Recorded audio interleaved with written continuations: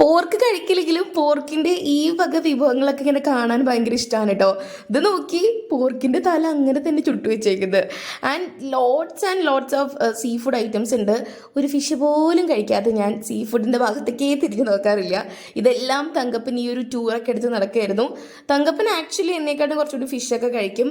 പക്ഷേ എനിക്കറിയില്ല എന്താണ് തായ്ലൻഡിൽ പോയപ്പോൾ അവന് സംഭവിച്ചെന്നുള്ളത്.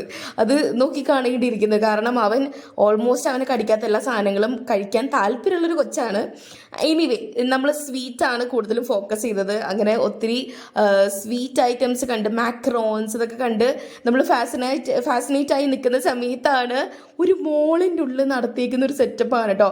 ഐ തിങ്ക് ഫ്ലോട്ടിംഗ് മാർക്കറ്റിൻ്റെ ഒരു മിനി വേർഷൻ പോലെ സെറ്റപ്പ് ആക്കാൻ നോക്കിയതാണെന്നാണ് തോന്നുന്നത്.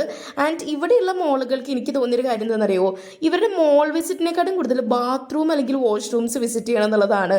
ഓരോ വാഷ്റൂംസും ഓരോ എന്താ പറയുക കോർണേഴ്സ് ആൻഡ് കോർണേഴ്സ് എന്താ പറയുക ഡിഫറെൻ്റ് ആയിട്ടുള്ള രീതിയിലാണ് ഇവർ സെറ്റ് ചെയ്തേക്കുന്നത്.